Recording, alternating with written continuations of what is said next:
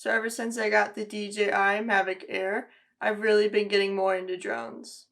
I just finished a drone class at my university that I took over the summer, and they gave us these little drones to play with.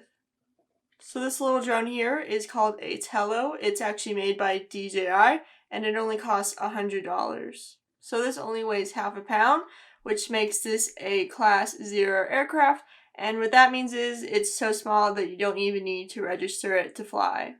So with drones nowadays getting smaller and smaller, you're probably wondering, is this thing even good?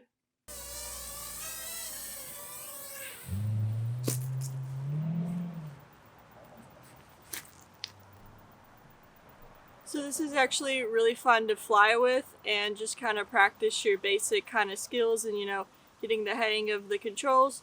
So it really does actually fly pretty well for its size.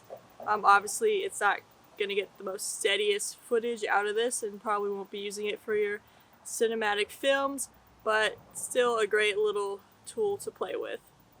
You get 13 minutes of flight time per battery. You can fly this either indoors or outdoors on a non-windy day though, and it can also perform stunts as well.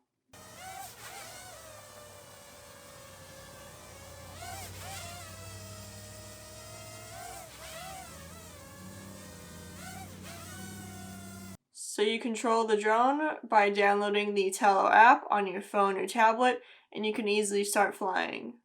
It also does kind of take a while to pair. As you can see here, this light is blinking. That means it is searching for my phone to connect it to, and it does take a while, and then sometimes if you leave it just like laying on a flat surface, the bottom of it does overheat. So it's like you're trying to pair it, but it's overheating, so it won't pair. And then also sometimes the battery will die while you're trying to pair it, and it's just a whole endless cycle of nightmare loop, but $100. So this is really a non-expensive way for beginners to learn how to start flying, and also a good way for people who already own drones to improve their flying without even really leaving their house. But with having a drone this cheap and small, there are obviously going to be downsides to it. Because it's so small, you can't really put a great camera on it, because there's no room for a good sized sensor, which is the most important part in a camera.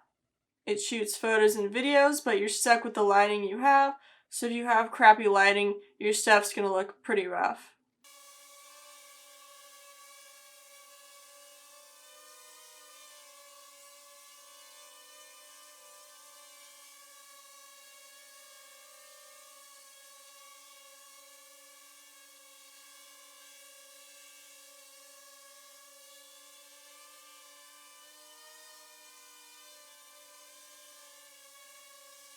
So this thing also isn't very good with a lot of wind. So right now it's a little breezy, the leaves are moving and stuff.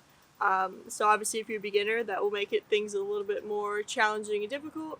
But if the wind really starts to pick up and you don't keep an eye on this thing, it will go crazy all by itself. So even in rooms like this where there's no wind at all, not even the air conditioner is on, it will still try and move on its own. So I'd recommend when you're first getting it, calibrating it so that it would still move a little bit, but it's still not going to be as bad as when you first get it right out of the box. So definitely keep an eye on this little guy because it has a mind of its own and it will try and fly away on you when you're not paying attention.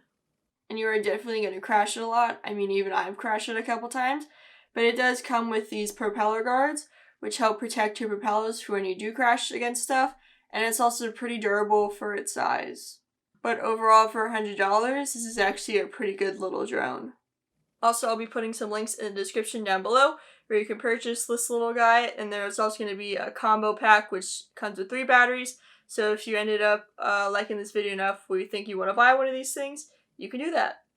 So overall, this is a really good drone for beginners to learn how to start flying, because if you already have a drone, this little thing is not going to be replacing your $1,000 drone anytime soon.